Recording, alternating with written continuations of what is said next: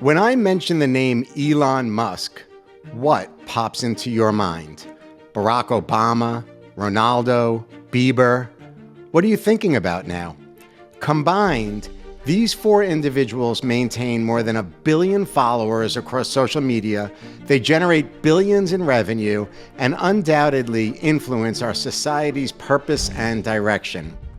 They are cults of personality. People don't realize how much their in-person interactions and their online interactions can actually get in the way of our progress.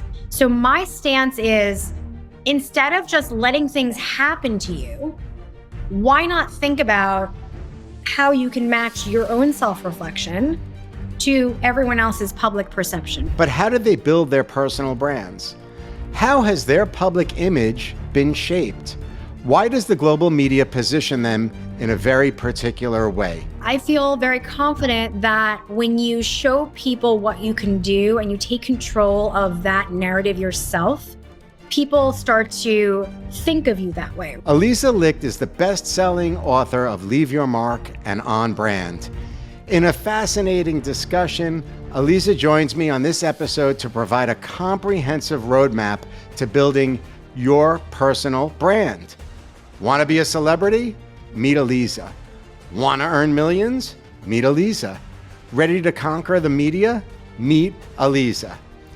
Aliza, thank you so much for taking the time to share your expert insight and advice with me on this episode of Some Future Day.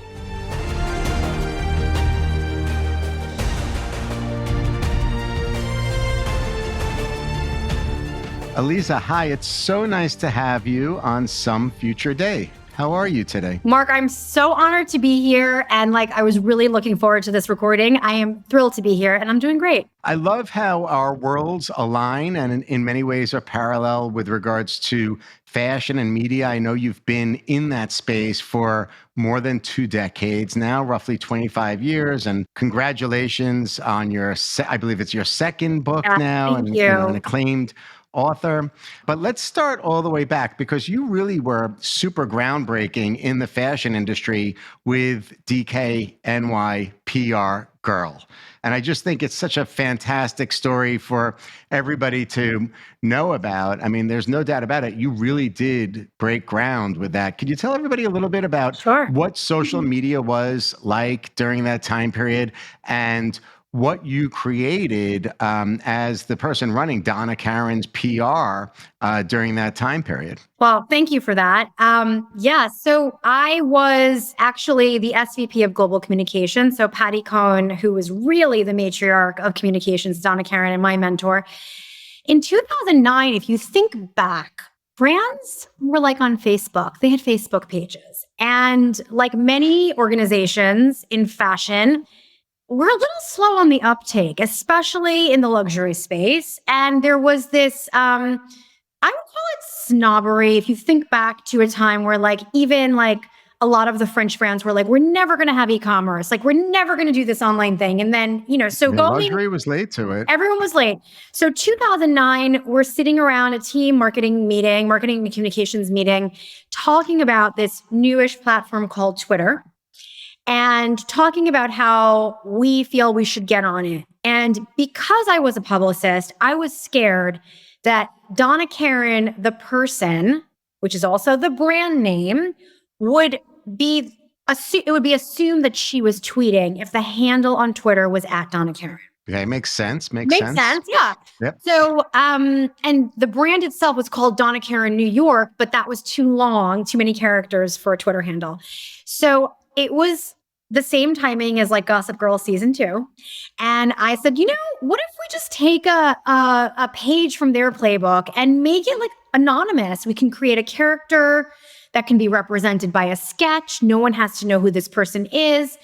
And through the lens of PR, maybe we just call it DKNY PR Girl. And of course, was that your idea, Aliza? Was that name your idea? Yeah, it was my idea. Very cool. But based off of Gossip Girl, right? So my marketing counterparts were well, what about marketing? And I'm that doesn't have the same sexiness to it as PR. And we also, no offense, do a lot more cool things produce the fashion shows and dress people for award season. And work with editors and celebrities. So we took this idea back to sort of our boss and also our general counsel at the time. And she was like, this sounds fine, but Aliza, you're the only one allowed to tweet.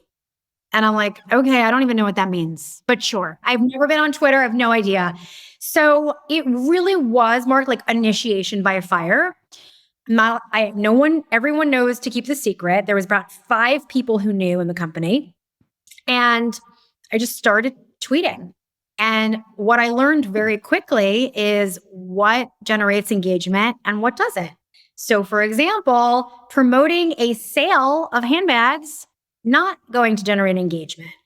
Asking people a question generates engagement. Giving people a behind the scenes view into the world of Donna Karan, which is what I did and which was the character's focus, was giving people an inside view to a world that they really didn't have access to. So like what does happen behind the scenes of award season with celebrity dressing, things like that. So I was anonymous for almost 2 years until a point where we decided as a company to reveal me as the person behind the Twitter handle, which generated. Wait, hold on. So before you unveiled who's behind the Twitter handle, you went from 0 followers to what? So around 380,000 followers organically. That's wild. And do you think that those standards that you just articulated as it relates to engagement, like a little behind the scene footage and engagement with regards to questions, are still the most effective methods with regards to growing audiences? It has always been and will always be about storytelling. And I think that when you think about social media in general, it's called social media. It is meant to be a two-way street. And brands sometimes use it as a broadcast tool, strictly commercial, without realizing it really is about building a community. So that was the difference. So everything that I learned through this experience is still tried and true today and is still the tactics I employ to my clients where I work on their strategies because, having a personality on social media that is not a spokesperson, that is not necessarily the CEO, creating a personality on social media is still a great way to get your message out and allow people to connect with a human, right? The I versus the we. It's a really big difference when you're actually engaging online. And we see, obviously, it's much more popular today, but back then, no one had done it yet. So, Aliza, before we go into the unveiling, you go from 0 to 400,000 followers for a fashion brand. It was huge. I really do remember I was following it. My agency was following it. I know Donna Karan personally, so I found it so interesting. So behind the scenes, were you then, as this thing was growing, were you sitting down with Patty? Were you sitting down with Donna saying, this thing is growing, maybe we should check in regards to the quality of the stories or the tone or the voice? Like, did you have, at some point, was there like a tipping point where they were like, whoa, Aliza, slow down, this is getting serious now and we need to talk about this? Well, Mark, no one has ever asked me this question before and I love it. So I will tell you, at around 10,000 followers, an editor from DNR, if you remember DNR. Sure, I do. Emailed Patty and said that she is horrified that a legendary brand like Donna Karan would have this PR girl on Twitter talking about her behind the scenes of celebrity dressing and the fact that she's getting her hair colored and her lunches with editors and horrified. So Patty calls me into her office and she's like, you're not going to believe this. And she reads me the email and she thinks it's funny. I'm horrified. I'm like, am I destroying the brand? Right. And I think, Mark, because I had such trust in that company and I'd been there for so many years already, Patty trusted me implicitly and everyone else did too. So she's like, keep doing what you're doing. And quite frankly, even our CEO at the time, people like understood that I was, quote, on Twitter.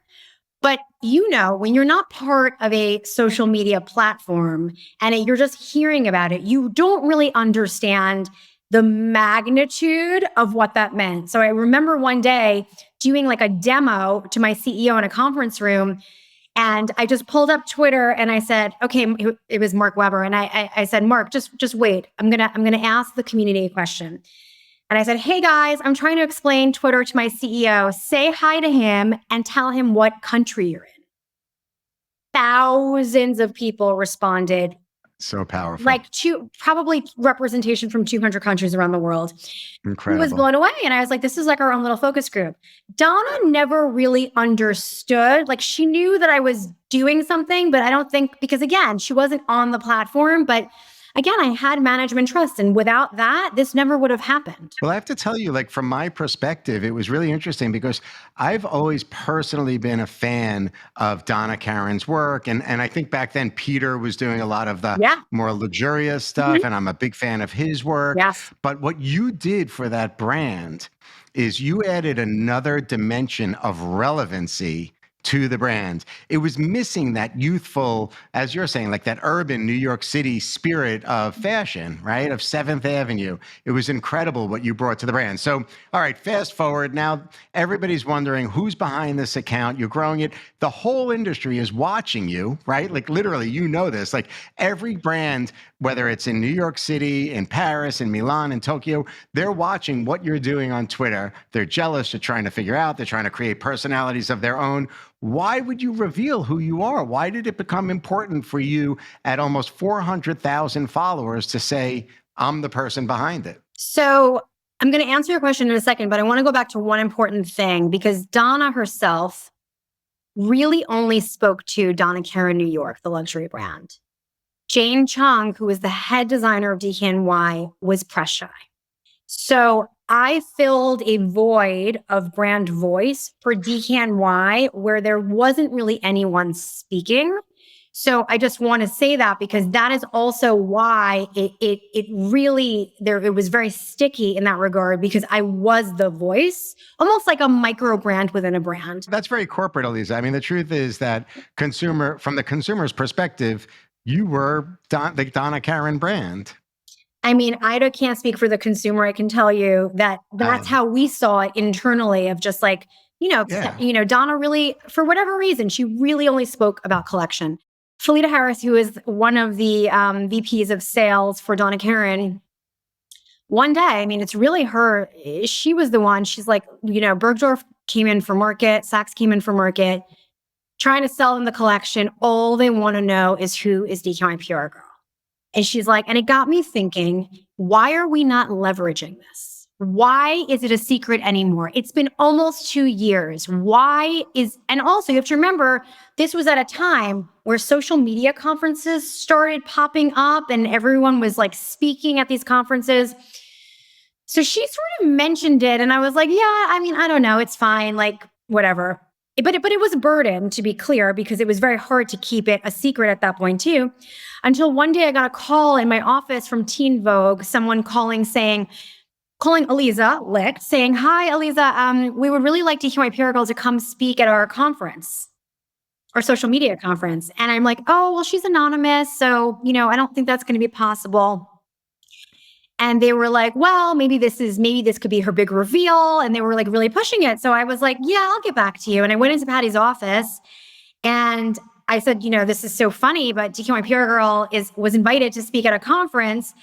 And we were sort of, and I mentioned what Felita said about market. And like, I was like, I don't know. I was like, we should get credit for what we're doing as a brand. And the other brands are speaking at the conference. Like, what do you think? And she was like, maybe it's time. So we shot. Felita's sister conveniently is a Emmy award-winning producer. And Felita was like, my sister can do like a little docu-series around you. And we did like this behind the scenes of Fashion Week reveal, which is still on YouTube. And that's what happened. That's so nice. At the time, there was one competitor Oscar, in the fashion Twitter. Yes. But she wasn't a competitor, though, to me, because we were friends. So she did come after, to be clear. Yeah. And she was a little bit like, her persona wasn't as contemporary as yours. Her persona was a little bit more highbrow and snobby, a little more exclusionary, right? But she matched the tone of Oscar de la Renta. Yes. So Yeah. very on brand. She actually became a very good friend, and we were always together, whether in conversation, other people referencing us, or in person for years. And she's a fabulous, fabulous talent. And Yeah. She's good we were people. not really competitive, or I didn't. Yeah, she's good people. Again, from the insider perspective, you didn't see it. From the consumer's perspective, I totally saw it. But I love how you say on brand, because I agree with you. She was on brand for Oscar de la Renta, and that's a beautiful segue to your book, On Brand. I think it's really important. I want to ask you, you have something that you call the 10 commandments of personal branding. So I'm wondering if you could break down what the 10 commandments of personal branding are specifically. So I will tell you that this is a laundry list of what I feel if you do all of these 10 things, you have the foundation of a strong personal brand. And I didn't memorize the list, so I'd have to pull out my book to actually read it to you. But it is everything from thinking in terms of how do you get 100% share of voice on the internet? Well, you have your own website, right? That's the only place that you can have 100% share of voice without the interference of an algorithm, right? Someone goes to your website, they are consuming you as you want them to. That is not the case for social media. Social media, you are renting your audience. You have an algorithm that's deciding whether your content should be served up even to the people who are following you. There are other mediums too. The idea of not just online, but how you shape your personal brand in real life, right? Are you earning social capital? Do you have executive presence? Are you building relationships? So there's a million different ways to slice this. I put those together really in terms of almost like an a la carte menu of things to choose from. You don't have. So you don't need all 10. No, You don't need all you 10. don't need all 10. Well, you need all 10, but you don't have to go deep in them. So even if you throw up a landing page, it doesn't have to be a full-fledged website, right? But just to be able to put a stake in the ground, you need to have a strong LinkedIn presence. That's sort of non-negotiable. So I package them that way really specifically because I felt that was the most understandable way to think about this laundry list. But if you want me to get the book, I will, and I will read them out loud. But I didn't. I don't want you to grab the book and read them out loud. But I'm curious. Maybe we put the cart before the horse. Like, what is a personal brand? Great question. So first of all, personal branding needs a new PR person. Let's start there because there is this stigma around personal branding. A lot of people are like, that's cringy, or I don't want to be an influencer, or I'm not a celebrity, therefore I don't need to think about this. This doesn't apply to me. And I wrote this book because it applies to everyone. And I think about personal branding in terms of your ability, and these are my subtitles, right? It's on brand, shape your narrative, share your vision, shift their perception. I think about personal branding in terms of if you have a strong personal brand, your name is dropped in rooms you're not in, and you're thought of for opportunities that other people haven't heard of yet. And the reason why that is possible is because you have done that work. You have proactively shaped a narrative. You've communicated it to your network. Your network understands your value or what you do or what you bring to the table. So they can essentially function as your publicist when you're not there. And unfortunately, a lot of people think that if they do good work, someone's going to tap them on the shoulder and be like, you do good work, like you're going to get a promotion, or you do good work, here's an opportunity. And waiting around for someone to do that is not a strategy.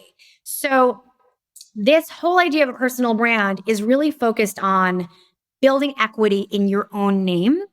And one of the principles that I write about in both my first book, Leave Your Mark, and this book is you never want to suffer from last name syndrome.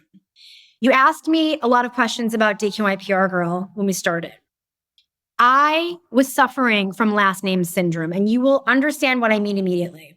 I was Aliza from DKNY, and I worked with Virginia from Vogue. We all, working for credible brands, gave up our last names and replaced it with the brand that we work for. The problem with that is what we do today may not be what we do tomorrow. So what happens when you leave that role, which is what I experienced in the beginning of On Brand, starts with me as the first case study. I left after 17 years, becoming this famous social media personality to the point that I was introduced as at parties. Oh, this is Detroit PR girl. And I'd have to be like, actually, my name is Aliza Licht. But even more so, it goes both ways. I leveraged it. It was great. So you leave and you realize, wow, I don't have an executive title anymore. I am not part of a brand that matters. I'm not part of LVMH. I don't have a garment allowance. I don't have an expense account. I am now naked on my own. And now who am I? So I think for everyone who works for a credible company, not just in fashion, you could work for a bank, you could work anywhere. You have to think about what your name means in your industry naked, like not with the company actually supporting you from a credibility standpoint, and really working on that parallel path to building, working on a business. Even if you're a founder, founders can be replaced. So, Aliza, do you think that the concept of a personal brand has become so ubiquitous today because of the advent of technology and social media? Yes. That personal brands might not matter anymore? Or is there something that is evolving the personal brand that people should be on the lookout for and cultivating? So when I wrote On Brand, I very purposely made it equal for the people that are like, I want to build my personal brand online, to the people who were like, I'm not doing social media. I don't care what you say, Lisa. Yeah. Except for LinkedIn, having like a strong LinkedIn presence. You love that LinkedIn. I think it's absolutely necessary. So there are a lot of successful people who have very strong personal brands who are not on social media. Social media made it easier to build a personal brand because you have all these tools at your disposal. But you can certainly, so it's really, when we think about consumption, right? People, and you think about, making an impression, within 7 seconds, somebody has an impression of you, right? So the question is, if you ask yourself the question, like, what do I want to be known for? If you want to be known, or there's a North Star goal that you have, and every time you interact with someone, you are not, or online or in person, you are not serving that goal, what are you doing? Right? So people don't realize how much their in-person interactions and their online interactions can actually get in the way of our progress. So my stance is, instead of just letting things happen to you, why not think about how you can match your own self-reflection to everyone else's public perception, right? Because if those two things align, you're doing a great job. But if you think of yourself one way and everyone you work with or everyone around you sees you in a totally different way, it's a problem. So how do you know what people think of you? You survey them. You survey them. Oh boy. Yeah, you survey them. I did it for myself. That's tough. It is tough. It is a tough thing. You can do it so people have anonymous submissions where you're going to get much more honest feedback, or you could do it with certain groups. You could do work people separately, or, close friends, family separately. But if I said to you, Mark, okay, right now, think of what 3 adjectives would you in your head use to describe yourself professionally? Yeah. You would have 3 words in your mind. And then if we polled people that work with you, would they say those same 3 things? That's just an easy example. I mean, On Brand is a workbook also, so these prompts are in there, but you have to know. And, there are a lot of people who will, certainly within a corporate company, will say, I'm working on my year in review, and I'd love you to take this quick survey on how we work together this year. I mean, you have to ask people what their point of view is. And sometimes it hurts, and sometimes it's actually amazing to have a reflection back to yourself that you didn't even see in the beginning. So is one of the services that you provide as a consultant or within your agency helping CEOs or high profile people build their personal brand? Is Yes. that one of the core deliverables? Yes. So since On Brand came out last April, I have started that service. So essentially, I wrote On Brand from like a luxury fashion point of view of like my work experience working on marketing communications and later digital and applying those tactics to people. So I still consult with businesses, but the authors of the world, the aspiring Barbara Corcorans of the world, I do work with them on their personal brands because a lot of people are looking out into the future saying, I want to write a book one day, or I want to launch a podcast, or I want to be on a board. And it does help to proactively think in terms of like, okay, well, what does that mean? Like what bricks can we start laying down to get there?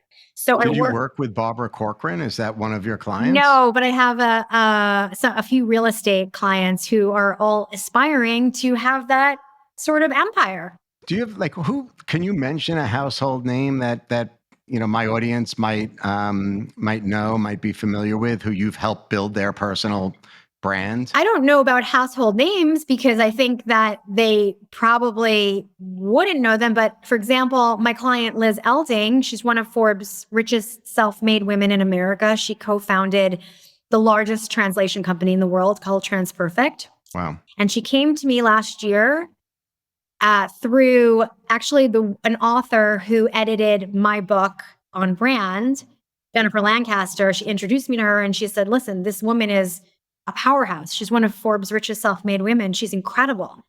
She's writing a book. She has no personal brand. So I helped launch her book and the book became a Wall Street Journal bestseller for a couple of weeks. Yeah. So Aliza, that's really cool. She had like 1,000 followers on Instagram. Like people don't know her, but so you have someone so successful.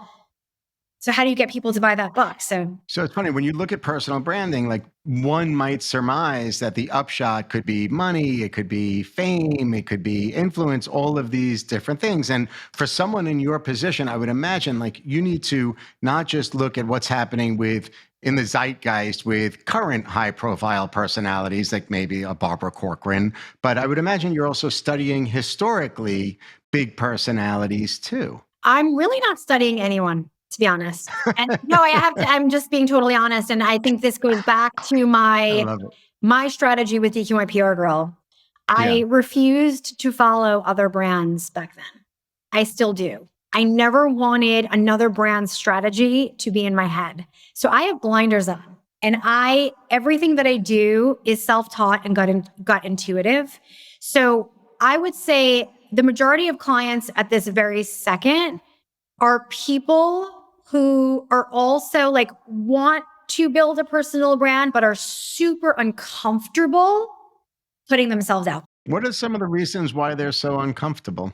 I think there is a level of imposter syndrome to this where you might not believe that, you want to be a thought leader, but you might not be comfortable on camera, or you might not, even if you were writing out a post on LinkedIn, you might be scared that it's going to land flat or people are going to receive it well. So it's a little bit, it's consulting, but I actually think it's more therapy, to be honest, sometimes when I talk to people, because it's getting them to understand. I actually posted about this on Instagram like 2 days ago.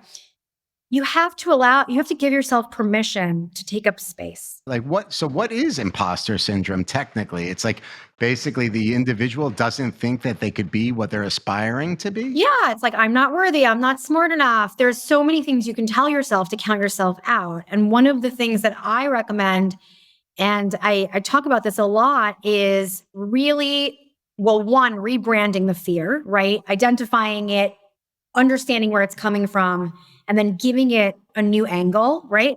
But the other thing is to really digest this phrase, which is, if you're in the room, you belong there. And I think what happens is, like, think about someone who's on the rise in their career, right? You may get invited to a senior level meeting, and you're super nervous because you're the most junior person in the room. And you might be thinking to yourself, like, oh my God, like, I don't know if I'm smart enough to be here. I don't know if someone asks me a question, like, I don't know if I'm the person to answer it. Like, really start to think of all the negative things that would go wrong in a meeting like that. But my philosophy is, if you're in the room, you belong there, meaning stop focusing on that. Stop focusing on if there's someone more deserving, someone smarter, someone with more experience that can do a better job, and start focusing on what you can do now that you're in that room. What impression do you want to leave now that you're in that room? Don't worry about how you got there. So really thinking about that. And the other tactic, both of these things I recommend people just write on Post-its and stick them to your computer so you see them every day. The other Post-it is writing simply, why not me? It is a very simple question to ask yourself when you start to feel really insecure. And I'll give you a personal example.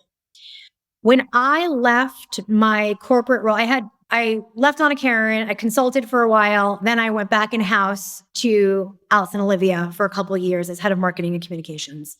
When I left, I really wanted to launch a podcast for Leave Your Mark.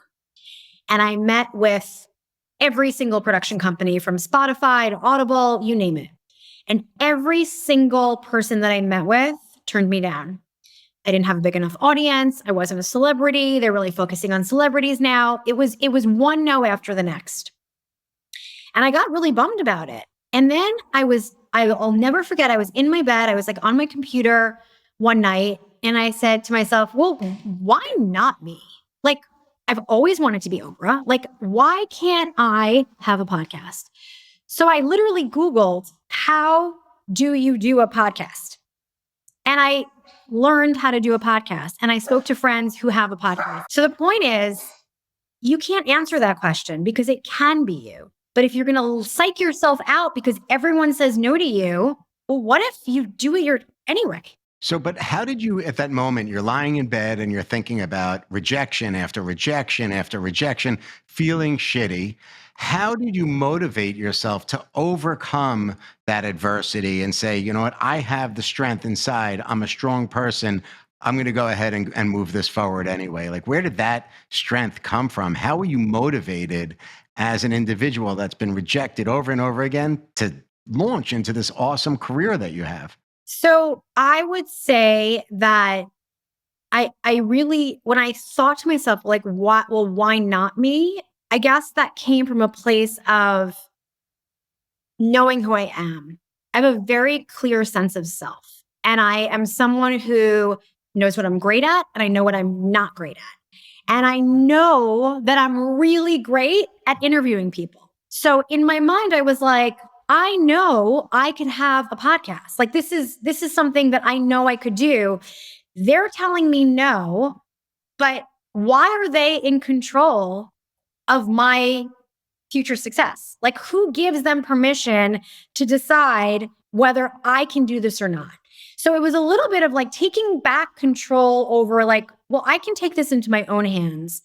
And I believe a lot of success for people comes from just not waiting for the opportunity, but making the opportunity. And I do that I have many examples in my life of actually doing that because I'm not going to wait around for someone to notice that I'm good at what I do. What is like the best example of you being aggressive, going out and grabbing what it is that you wanted, what it was that you wanted? So I want my own show, essentially. Like, I really do want my own show in some capacity. And I have done quite a bit of TV from a news perspective.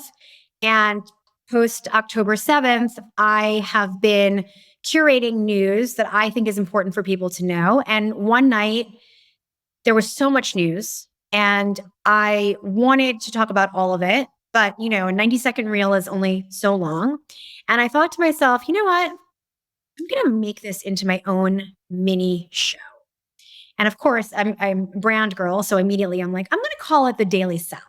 Like, I went on Canva, I made a logo. Like, I am very impulsive. Like, I don't put a lot of strategy into things. I just really feel it. And I'm like, I'm going to make my own. I'm not going to wait for someone to give me a talk show. I'm going to make my own talk show. And that has become its own thing. So now people expect it, they know about it, and it's just on Instagram. It's not like it's, on next to Jon Stewart, but I feel very confident that the More more people watch Instagram than Jon Stewart now. More people are taking in content on TikTok than Jon Stewart yeah. right now. So I feel very confident that when you show people what you can do and you take control of that narrative yourself, people start to think of you that way, right? So it's like, I don't know. If Jon Stewart wants to put a new snarky news show on, maybe someone will be like, hey, have you ever seen The Daily Salad? I don't know. But I feel like you have to manifest these realities Yeah. or these things to become realities, and you can make them your own reality. And I'm having a lot of fun doing it. That's awesome. Aliza, I want to go back to like you gave a like a golden nugget of marketing tip just a little while ago. You said for your own brand and throughout your career, you work with blinders. And effectively, like I interpret this as you're working in a way where you're not going to look at what everybody else is doing specifically because you don't want to be with them or be like them rather, or be like that brand. Why? What's the reason that you wouldn't want to be like these other brands that are perhaps competitors in the marketplace and beyond? Because there's nothing I love more than original ideas. And I think that and my whole career, I have really strived to innovate in a way that was different than anyone else. So for example, while everyone's going to fashion conferences, I would go to conferences from other industries. Like I didn't want to be consuming the same thing that everyone in my industry was consuming. I wanted fresh ideas. So that is just how I roll. And I think there is probably, I am a very competitive person and I compete with myself. And for me, I also very much trust my gut. So if I feel something, like I've never had a content strategy, I've never scheduled posts. Like I am someone who I have to feel it to actually produce that piece of content and put it out there, whether it was DKNY PR Girl or myself. So I am someone who is led by my gut, and my gut has never let me down. Yeah, I think it's really good advice, like not just for the individual's personal brand, but for like luxury houses, contemporary brands, tech brands, hospitality brands. Like things are becoming too watered down. They're too vanilla today. And I think this comes into play where CMOs don't want to take risks anymore. They're afraid that if they step out with a singular voice and a singular vision, they will scare people away and consumption won't occur. Transactions will be limited. I actually think it's the opposite. I think people today are looking, they're working in tribes and they're looking for very specific, narrowly construed voices. I'm curious from your perspective, which brands have done a great job at not becoming vanilla? Reformation. How come? They're not precious with themselves. I think that's the other thing, going back to like the CMO thing, like Yeah. brands that take risk are just more exciting. Like I was looking, so someone showed me a post the other day about Reformation. And I want to also clarify, when I talk about having the blinders on, especially, being DKNY PR Girl for 6 years, I didn't want to copy anyone. And for me personally, I really like, some people are like, oh, you should follow, other people who do personal branding. Like, no, I don't want to see anybody who focuses on personal branding. Like, I don't. But in my book, because it helps people understand where they fit in the world. One of the exercises is, who do you follow that you would like to model behavior of because you think, and why? Why do you think they do a great job? And who do you follow that you want to avoid the behavior because every time you see their content, you cringe? So it's not to say that it's a bad thing. It's just not what I like to do. But sometimes people show me other people's posts, so I do see, obviously. But Reformation's done a good, you're saying Reformation is like They're a not singular. scared. They're not scared. I mean, I would say, trying to think who else takes a lot of risk.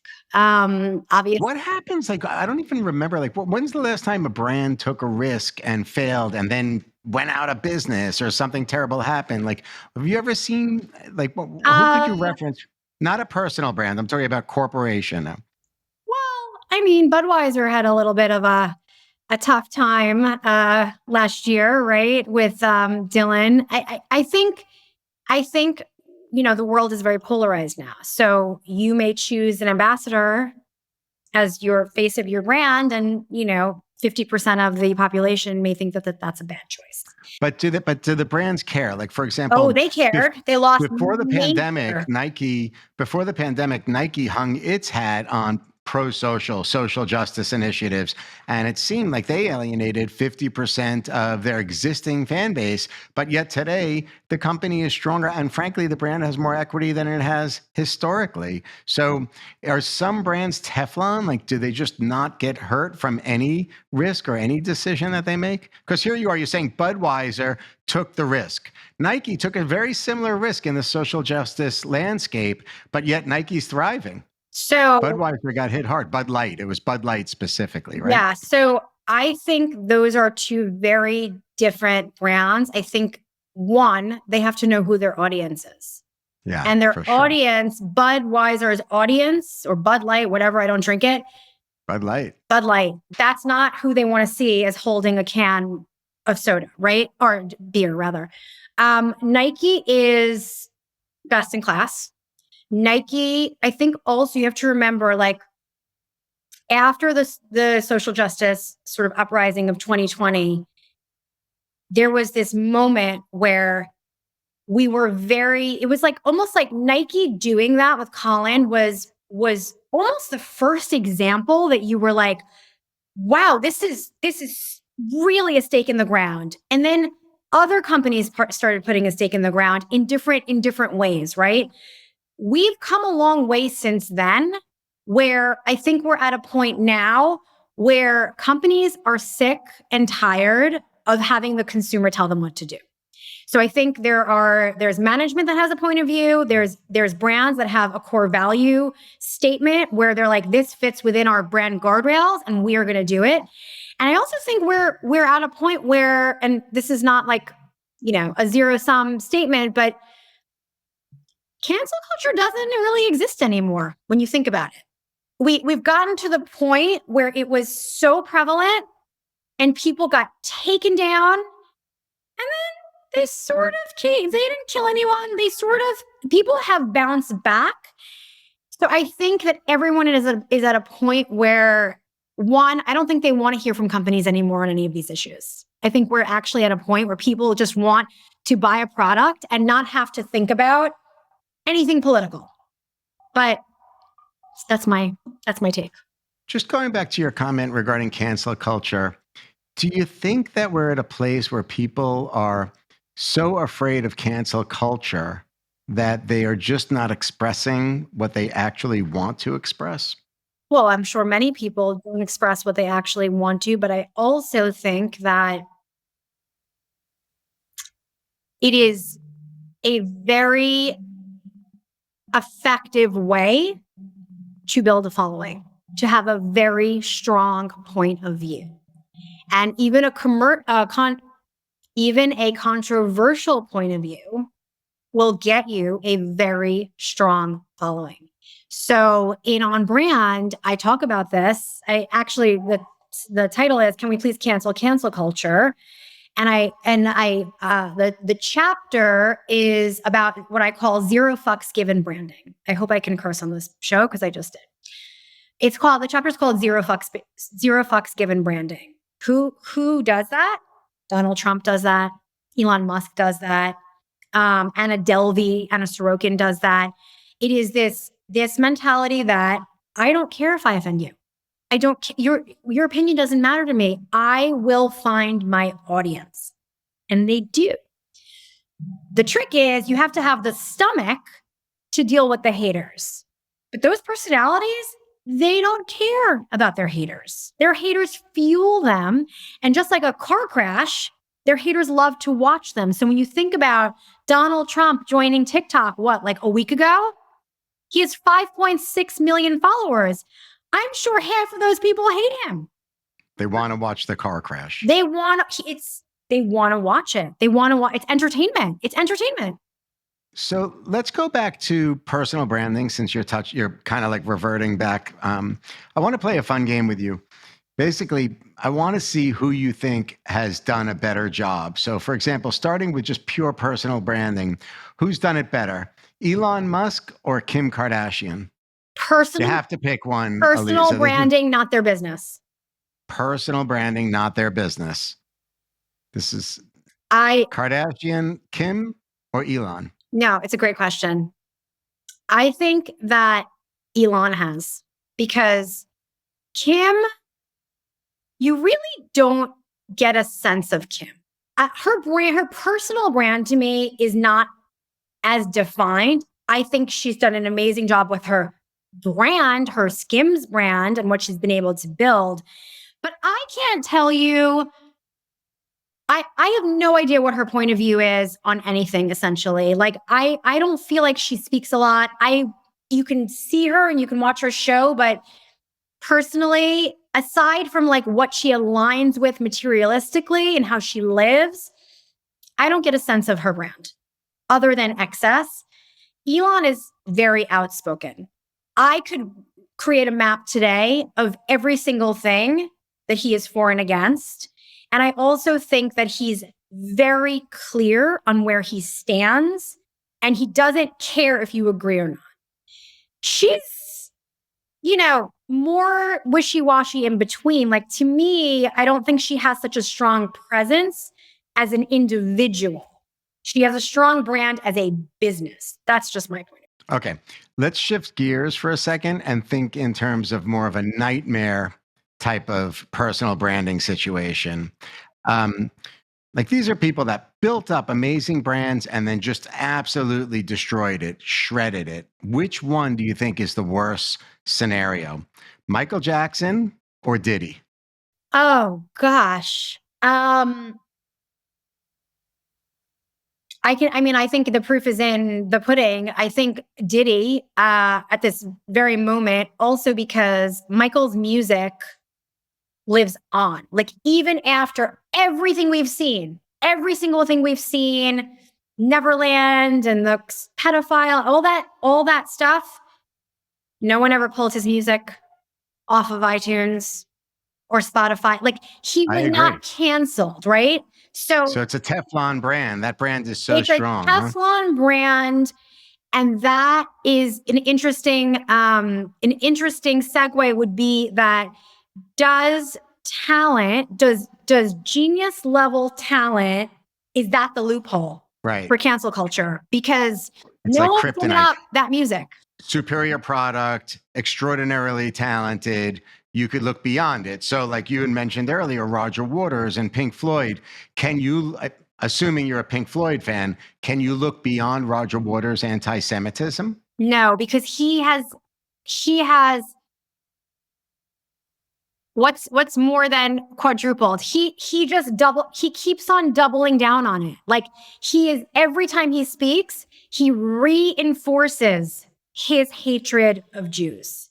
He doesn't let you forget it every time he speaks. So no, because he is a constant reminder. He wants you to know. He wants you to hate him because he hates you. So he's despicable. I also think that like Michael Jackson, when we think about the crazy scandals we see today, I don't know. Michael Jackson's scandal, was it like as big as some of the horrible things we've seen people do today? Did you watch that video of Diddy beating the crap out of his girlfriend in the hotel? I did. I saw it. It's absolutely outrageous. But if one of the Michael Jackson allegations is true, that is But certainly why didn't it ever go to? horrible. Why didn't it ever get tried? Well, it's very interesting, actually, Aliza, because it shows this dynamic that you were talking about earlier between a personal brand and the public, right? So it's almost like your fans might be willing to look beyond what they believe is terrible because they like Thriller better than they care about the children, right? Like maybe that's the case. Like they can oversee for superior product, for extraordinary talent, they can oversee that dark hole. I'll give you a great example in my own household. Kanye West, huge anti-Semite. Jonathan, my son, college student, loves Kanye's music. He was like, do I have to stop listening to that? I'm like, yes. He wants you dead. But he didn't. I'm sure he still listens to it. I'm sure he does because superior product. Well, here's the thing with Kanye that I want to ask you. So if we move now away from this, nightmare scenario, Michael Jackson versus Diddy, let's talk about like the best comeback personal brand, like the Phoenix Rising story. Bill Clinton or Kanye? Because Kanye has come back, right? Like it's almost, he had that whole nightmare scenario to his personal brand. He went wild, was totally anti-Semitic. The Gap pulled him. Adidas, Adi kicked him out. Da da da da da. But I feel like, you're here. You are telling me that your Jewish college-age son and his friends are listening to him and might have even purchased something from him recently. No, so not. Is that a comeback in his personal brand? Are those two Phoenix personal brand stories, Bill Clinton and Kanye, and who did a better job? I don't think Kanye has come back. I do not think he has come back. I think that he is still very much canceled. I think that am I crazy, or did we even hear that he's like almost bankrupt or like serious financial issues because he's lost so many deals? So I think he is still dead and buried as far as I'm concerned. Now, I would say that his music, the most recent track that he came out with was also anti-Semitic. So he is also someone who is doubling, tripling down like Roger Waters in his hate. So I don't think that he's come back. Bill Clinton, however, great comeback. Great comeback. Yeah. Donald Trump, great comeback. Okay, so you said earlier, politics doesn't need to be in everything, right? You kind of imply that. And I guess my question is, I wasn't going to go here, but since you mentioned Donald Trump, who are the best political brands out there right now? Would you say Trump is the strongest political brand? Trump versus Biden from a branding perspective, not a policy perspective. TikTok will answer this question for you. Joe Biden's TikTok, which was announced maybe last month, official TikTok, has like 360,000 followers. That's dismal.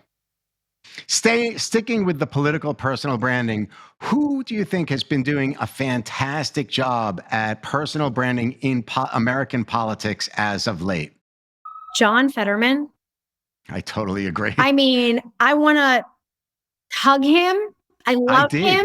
I did. I was with him backstage in Washington, D.C. I was giving a speech and he was in the green room with me. And I actually went over to him and I hugged him and I thanked him. And he was fantastic. I hugged him. He thought it was crazy. I'm really jealous. I'm actually really jealous. So yeah. I think John Fetterman and Richie Torres, because they're standing by their values and they don't care about the backlash that they're facing. And that is so rare in the world we live in, especially for politicians. And I donate quite a bit to both of them because I just think they're incredible. That's great. That's really great. So let's talk one last contest, consumer brands. I think it's interesting. Today, Donna Karan, the brand. Today? Right now, today, Donna Karan versus Gucci. That face. Okay. Donna Karan versus Gucci. Who's doing a better job branding today? I think they're both irrelevant at this very second, but irrelevant. I'll tell you why. So I think that, listen, the Donna Karan I know is a luxury brand. The Donna Karan today is $59 for a dress. Like, it's not the same.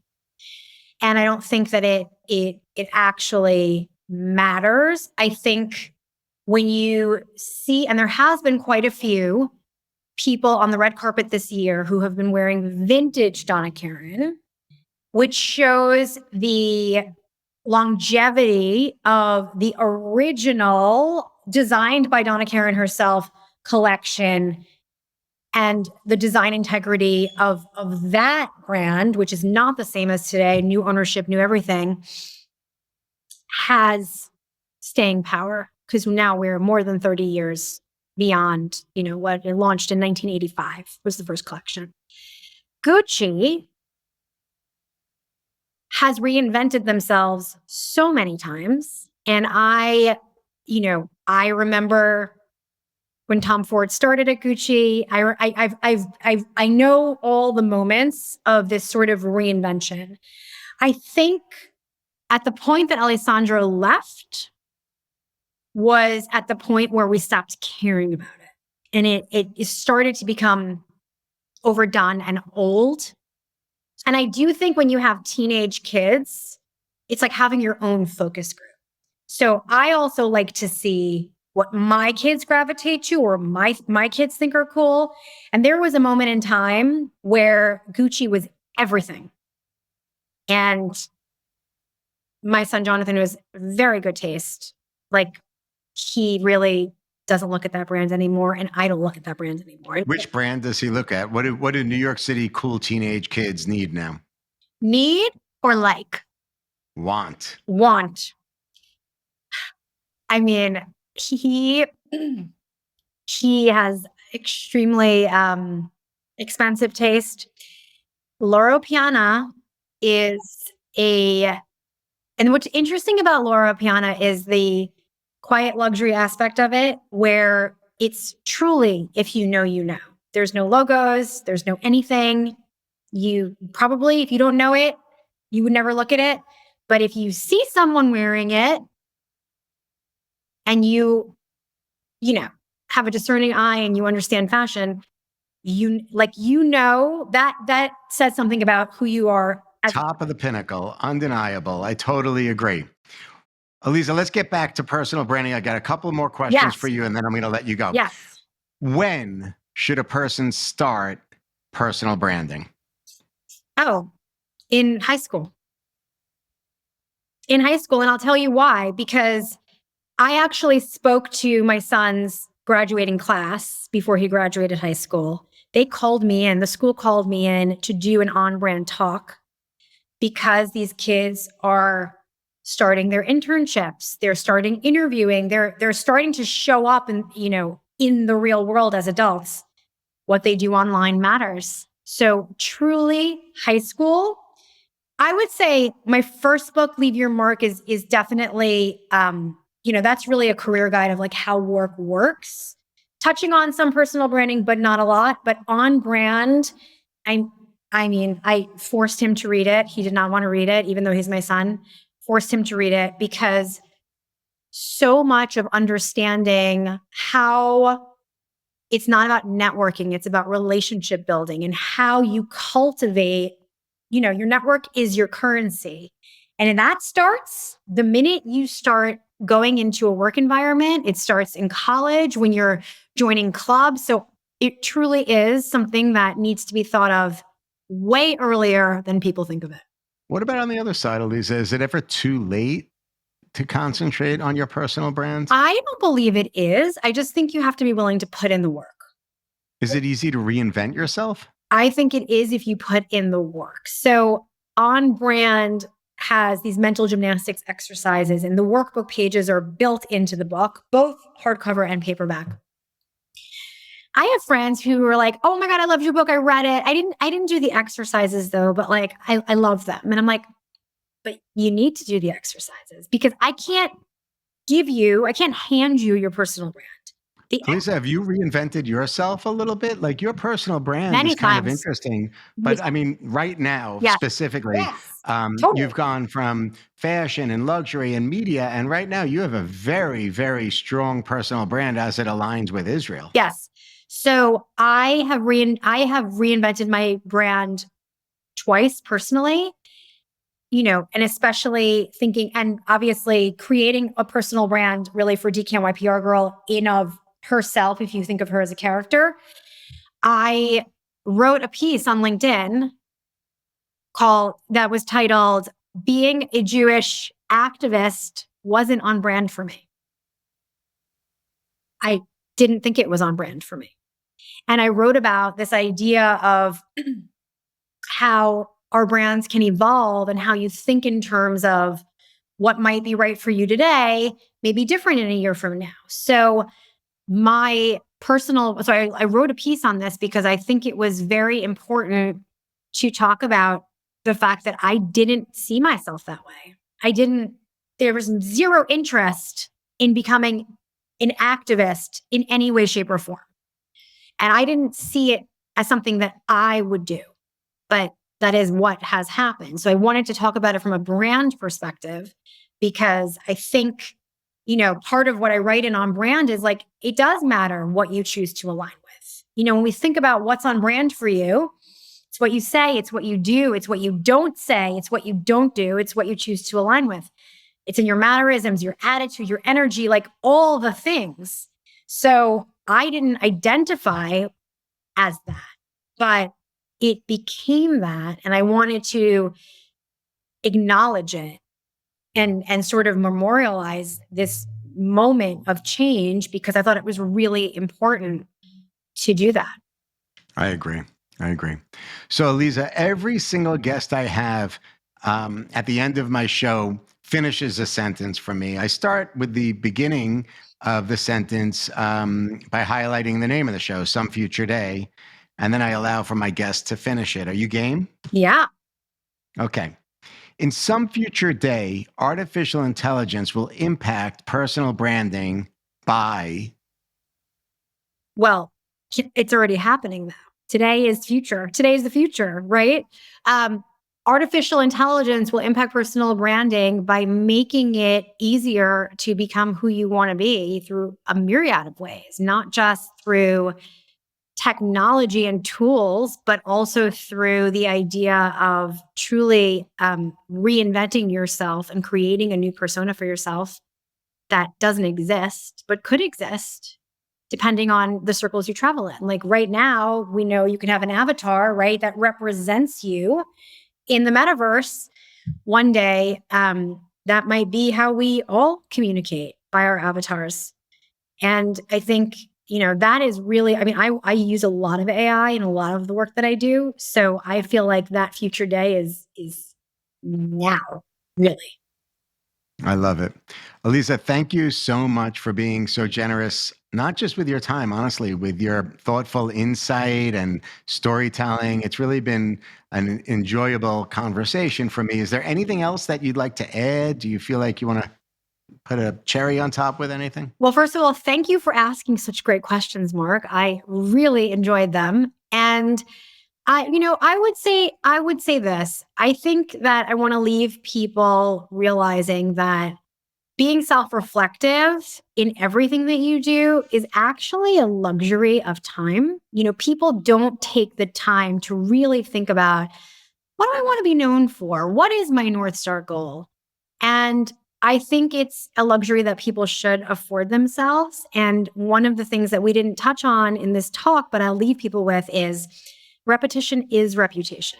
The more you do something, the more you become known for that thing. So being mindful of what you are repeating is really important. That's awesome, Aliza. I agree. I think some of the best branders keep it simple and keep on repeating. There really is no silver bullet. Yeah. Aliza, thank you again, and I hope you have a great day. Thank you so much. You too. I know your time is very important, so thank you so much for joining me today. For ongoing insight surrounding these important topics, you can join the conversation on my social media channels, including Twitter, Instagram, and LinkedIn at Marc Beckman. And to sign up for my newsletter on Substack, you can find me at marcbeckman.substack.com. To make sure you don't miss a show, be sure to subscribe to Some Future Day across all major platforms worldwide, including YouTube, Spotify, and Apple. Special thanks to New York University for producing Some Future Day, and a big shout out to my producer extraordinaire, John Boomhofer, for being patient and always encouraging me to push through. Thanks a lot, John. Have a great day.